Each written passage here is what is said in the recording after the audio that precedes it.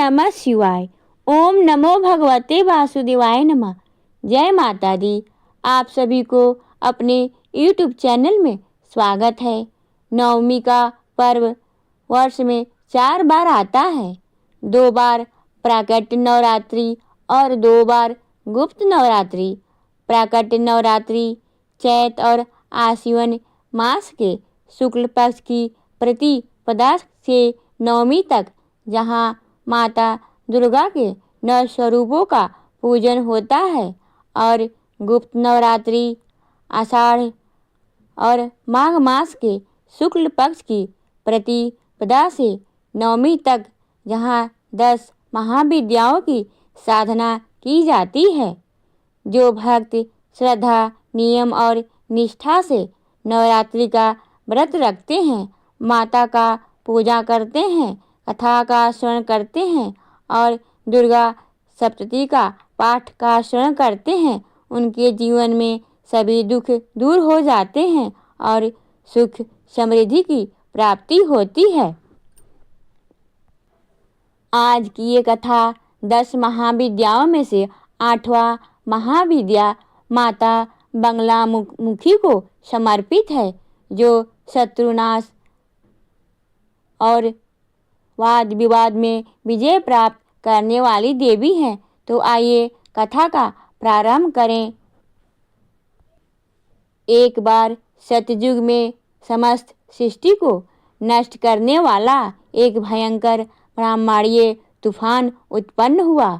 वह तूफान ऐसा था कि स्वयं भगवान विष्णु की सृष्टि नष्ट होती व्यतीत होने लगी। चारों ओर हाहाकार मच गया। संसार की रक्षा करना संभव सा हो गया। यह दृश्य देखकर भगवान विष्णु चिंतित हो उठे। कोई उपाय न देखकर उन्होंने भगवान शिव को स्मरण किया। भगवान शिव ने कहा, हे विष्णु, इस विनाश को केवल शक्ति रूपा देवी ही रोक सकती है, अतः आप इनकी शरण में जाएं। भगवान विष्णु सौराष्ट्र क्षेत्र स्थित हरिद्रा सरोवर नदी के तट पर पहुँचे और कठोर तपस्या करने लगे। भगवान की तपस्या से देवी शक्ति प्रसन्न हुई। हरिद्रा सरोवर में जल क्रीड़ा करती महापीताम्बरा स्वरूपा देवी के हृदय से एक दिव्य तेज प्रकट हुआ। उस तेज के प्रभाव से वह भयंकर ब्रह्मांडीय तूफान थम गया। मंगल युग चतुर्दशी की अर्धरात्रि में देवी शक्ति माता मंगलामुखी का रूप में प्रकट हुई। त्रिलोक को यह स्तंभित करने लगी। महाविद्या भगवती मंगलामुखी ने भगवान विष्णु को क्षेम का वरदान दिया और सृष्टि का विनाश रुक गया। इसी कारण देवी को ब्रह्मास्त्र रूपिणी पीताम्बरा, बंगलामुखी, बंगला आदि नामों से जाना जाता है। बंगलामुखी की पौराणिक कथा। एक समय श्रृंगी ऋषि भक्तों को दर्शन दे रहे थे। तभी भीड़ से एक स्त्री आगे आई और करबद्ध होकर बोली, हे भगवान, मेरे पति दुष्कर्मों में संगत में फंस गए हैं। मैं न पूजा कर पाती हूँ, न धर्म कर पाती हूँ, फिर भी मैं माँ दुर्गा की भक्ति करना चाहती हूँ। ऋषि श्रृंगी ने करुणा से कहा, हे पुत्री, वास्तविक और शारदीय नवरात्रि के अतिरिक्त 2 गुप्त नवरात्रि भी होती है।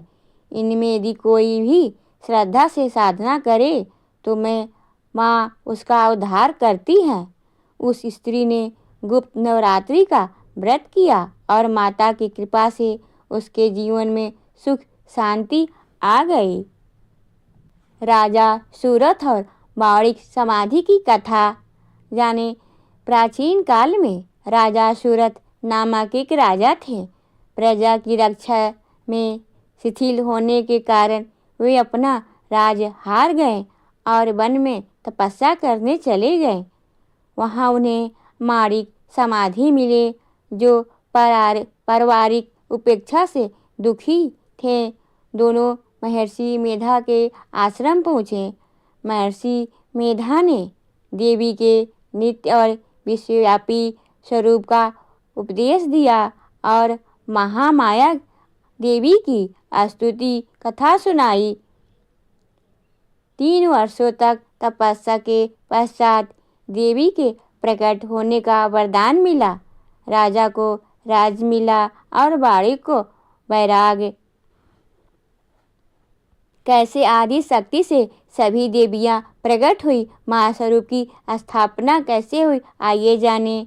ऋषियों ने प्रश्न किया कि हे भगवान, जब इतनी देवियां हैं, दुर्गा, काली, लक्ष्मी, सरस्वती, बंगलामुखी, तो इन सबकी माता कौन है?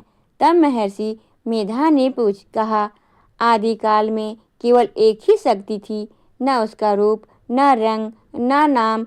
वही शक्ति समय आने पर भिन्न भिन्न रूपों में प्रकट हुई। जब सृष्टि की रचना करनी थी, वही शक्ति महालक्ष्मी बनी। जब ज्ञान देना था, वही शक्ति महासरस्वती बनी।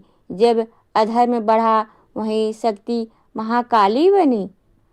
और जब शत्रुओं की वाणी, बुद्धि और अहंकार को स्थगित करना था, तब वही आदि शक्ति माता बंगलामुखी के रूप में प्रकट हुई। इस प्रकार समस्त देवियां एक ही माँ की संतान है और वही माँ हर युग में भक्तों की रक्षा करती हैं। हे माँ, हम अज्ञानी हैं, हम अपराधी हैं, हम आपके शरण में आए हैं। जो इस कथा को सुनने से श्रद्धा से सुनता है, उसका वाचन करता है, जो इसे दूसरों को तक पहुँचाता है, माँ उसकी वाणी को सिद्धि देती है, उसके शत्रु को स्थगित करती है और उसे भय मुक्त करती है। तो बोलिए प्रेम से माता बंगलामुखी की जय, आदि शक्ति की जय, समस्त देवी की जय। अगर आपको यह वीडियो अच्छी लगी हो तो वीडियो को लाइक करें, शेयर करें, सब्सक्राइब करें। ओम नमो भगवते वासुदेवाय नमः। जय माता दी।